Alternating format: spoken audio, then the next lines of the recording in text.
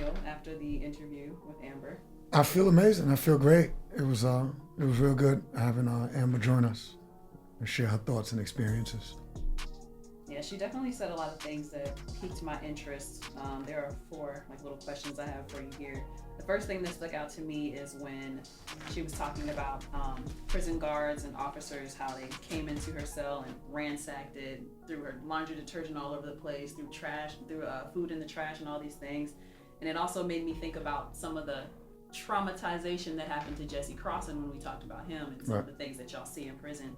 So it got me to wondering, have you ever been traumatized in that way in prison, like having guards mess up your cell or getting messed with in that way? Absolutely. There's no doubt about it. And I would challenge anyone that's ever been to prison before, if you've been to prison for real or jail for any time of consequence, which it's all consequential, but I mean like for any extended period, extended stay, yeah, you're gonna go through that. They're called shakedowns. And I'm imagining, I mean, obviously I've never had any training, in like CO training, but that's gotta be a part, of the whole philosophy, I'm guessing, to kind of keep inmates maybe off balance or in check. Or have you ever had a shakedown? Oh yeah, all the time. It happens. What for? Well, so I haven't had when I had a shakedown, normally it's like the whole unit.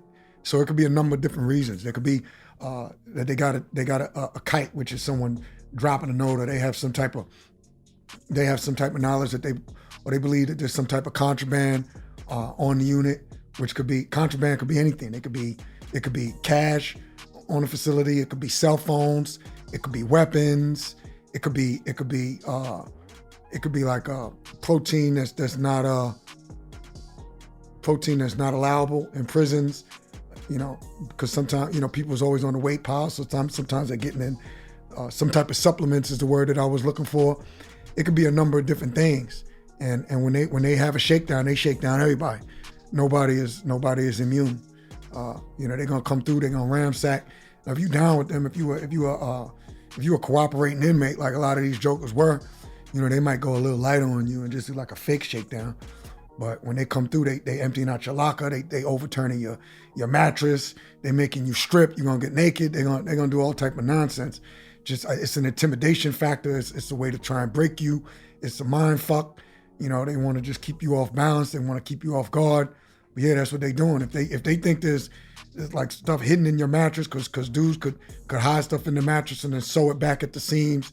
They could cut that open. They're gonna throw everything on the floor. They're gonna break stuff sometime. They're gonna step on stuff. They can empty out your food. Anything that you got from commissary, and then they just basically leave it until you clean it up. How does that make you feel, like when you've personally gone through it? Disgusting, violated. It's like, I guess it's a total violation. It's the only thing that you have. So it's almost like when you're out in the free world, if you've ever come home and you had your house broken into, where somebody had been through your things or stolen from you, it's the same type of feeling. Although it's the only little space that you have. I mean, it's a small space, but it's the only space that you have when you're in prison. So you already have the feeling of not having really any independence. You can never have any peace with that. There's no peace at all. Anybody can just come in your home at any time and 100%. mess up everything that you built in that little cell, the little world that you created. That's right. And I'm glad that you said that, because that's the feeling that it gives you, that you never really have any safe space. You never really have any peace. Anybody could come in there, basically for any given reason, because any CO that's on can make any determination they want to be able to come up into your quarters and just ransack everything. You're right. Yeah. It's nasty. Speaking of being infuriated, right? There was also something you and Amber touched on in the conversation where it's like in Missouri, whereas her case came through Missouri, right, which caused her to have like a harsher sentence. Now the laws changed on weed after the fact, after she's already done her time. And same thing with you, Eric. A lot of laws have already changed and become more lax when it comes to cannabis in the weed industry. Where now the people who get charged now, they might get expunged from their record, but you and Amber, y'all don't think y'all have that opportunity, right? How's that? I thought about it before, and as she was talking about it today, it made me think about it again, because although I had all my convictions overturned, I pleaded out to a lesser charge after I had already served 6.5 years. And what I pleaded out to was interstate commerce, which is, well, interfering in interstate commerce, which was basically crossing over state lines, bringing marijuana over state lines. So I'm not really sure exactly, I'm not really sure how that would affect me in respect to trying to get Like an expungement. an expungement on my record, yeah, because it's not. Is that something you feel you want? Oh, 100% I want it. I'm going for some type of pardon. Well, not some type of pardon. If I could get a pardon, that's full expungement at the highest level, puts me back in a place as if the crime had never taken place, as if I had never been convicted of anything. So if I got a pardon, it wouldn't matter. But like with respect to expungement specifically, like if I was going for expungement as it relates to like my case should be expunged because of the marijuana laws changing, I'm not exactly sure how that would affect my case. But like what you said, going back to like the laws being different in each state, just with a little clarification, Amber's case stemmed from Missouri as my case stemmed from West Virginia. Now, all of the federal laws with respect to marijuana have not changed, well, because the classifications are changing now under Obama, but up until this point, the federal laws would be the same across state lines. However, when you're getting sentenced in that particular jurisdiction, the feelings of the judge and the latitude that they have regarding the sentencing guidelines in state, like they're just gonna take it more serious in states that are like quote unquote more conservative. So even though the federal sentencing guidelines in theory are supposed to be the same to laws that are the same, across state lines because they're federal laws, you're gonna get sentenced more harshly depending upon the jurisdiction that you get sentenced in. Her case, I believe, was stemming out of Missouri. Right. So in those jurisdictions, just the judges are gonna treat it more harshly, as was the case with mine because I was sentenced in West Virginia. Even though it was a federal court in West Virginia, the judges are gonna treat that more harshly. And the jury did also. That's why it's easy to get convicted in states that are, that are lean conservative with respect to marijuana laws. That's great. So how would having that removed from your record affect your day-to-day life now? Well, I'm viewed as, and I am in fact a felon. So like I couldn't even name all of the obstacles that I would face, or anyone that would face that has a felony on their record. I mean, there's just so many different things, going to airports. You're an entrepreneur, so I imagine it doesn't affect you as harshly as someone who has to go get a regular job, right? It does not. Not as the same because I'm an entrepreneur, so I got to create my own economy. But it can still affect me in terms of where I can place my money. For instance, I was trying to like put my money in like a wealth management. I can't. The name of it doesn't come to mind right now. But I was going to place some money where I park it with them, where I'm able to leverage the money that I have, where I'm able to use 3 times the amount of money that I have parked in their institution for wealth management, which was like a minimum of $250,000, and it was all set and ready to go. But then they do a background check and found out that I had a felony on my record, so I was unable to benefit from being able to park my money at an institution like that, simply because I had a felony. It made no sense to me, but Interesting. Yes. That's crazy. It is. That's an angle I had never thought of. I concur. Yeah. And you said with the travel too, you can't go to certain places because of your record? There are certain places that you have to get special permission to be able to come into if you have a felony. Canada's one of them. Great Britain is another. Australia is another. Maybe I can get in, but you have to ask for special permission. You have to explain why you're coming, and you've got all of these obstacles that was put forth in relation to 911. They changed some of the laws in relation to 911, and it said, if you have a felony, you have to jump through all of these hoops. Once again, it doesn't really make any good sense. And even going through the airport, like the whole the TSA, there's certain things that I could never qualify for, like the global pass, which would allow like facial scanning and the pre-check. I can't get the pre-check. There's like the global pass that you can have, and I'm routinely traveling internationally, and I just can't qualify for those things because of a marijuana conviction. It makes no sense. Obviously, marijuana and being a threat to like traveling or a threat to the United States or anything like that just doesn't make any sense, because there is no way does it relate to like terrorism in no way, shape, or form, but nonetheless, it's a real thing. Very. I concur.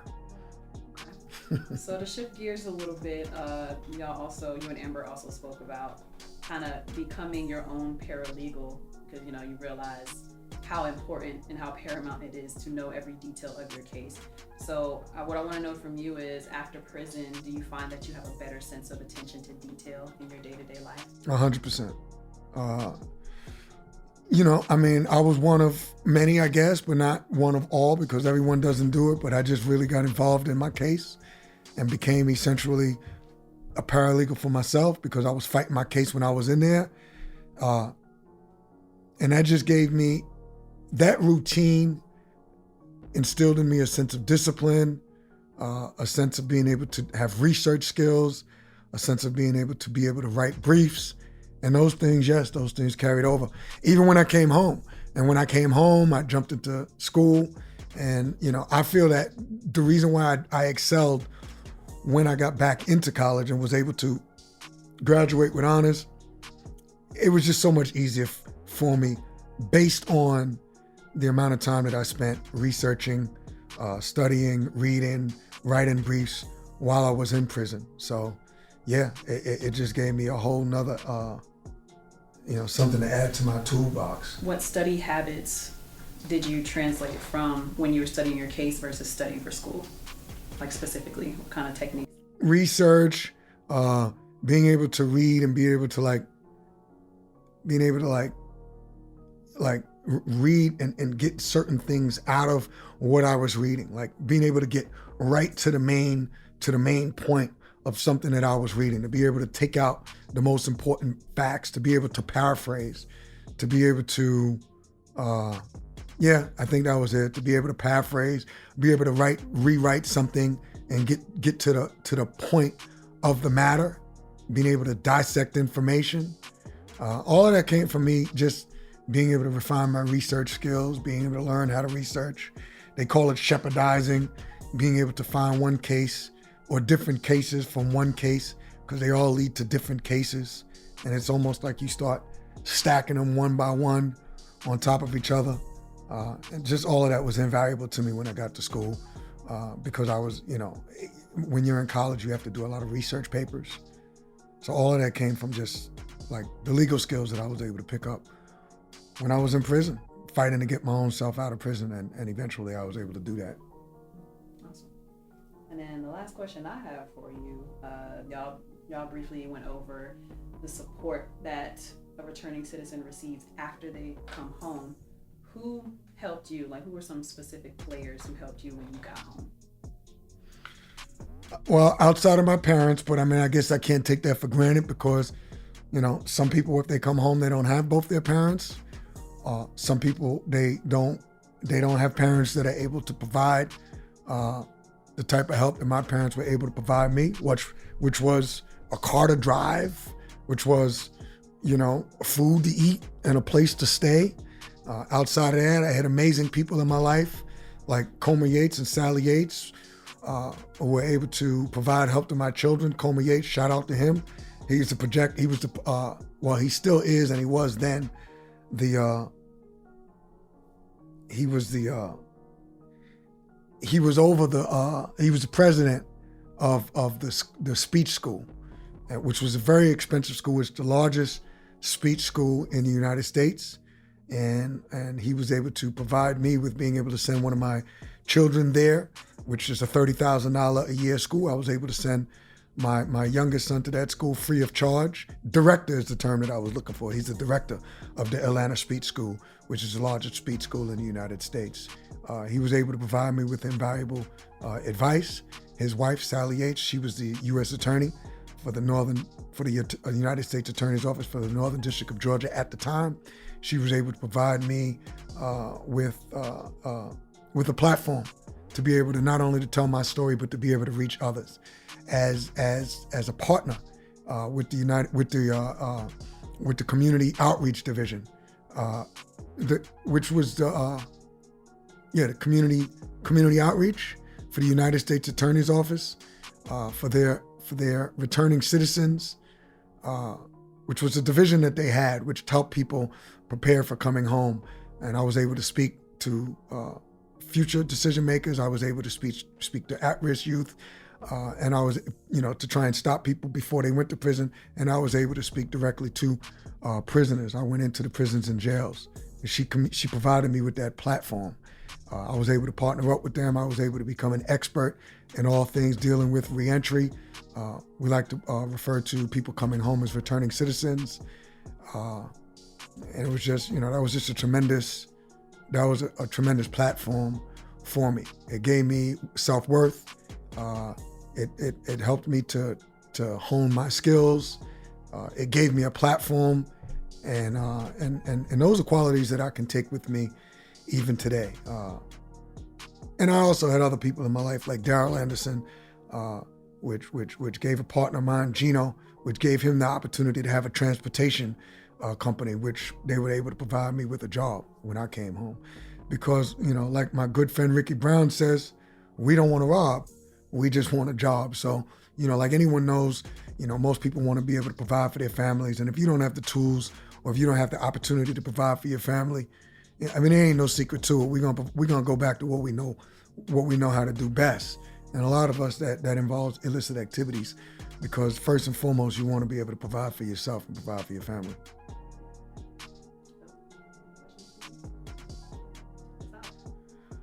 Okay, once again, we thank you so much for tuning in with us here at In and Out Podcast, the dopest podcast that your ears can hear, the realest podcast that your eyes can see and your ears can hear or witness. We don't cut anything out. We give you nothing but the truth. We consider ourselves to be the realest podcast on the airways. We appreciate you for tuning in. And when you do tune in, if you like what you hear, you appreciate what you hear, and you want to continue to hear us and see us, we want you to like, we want you to leave a comment, and we want you to subscribe.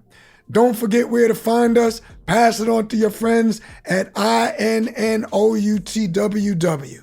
You can find us at In and Out Podcast by none other than your host, Eric Geralt. That's In and Out Podcast by Eric Geralt. INNOUT Podcast by Eric Geralt.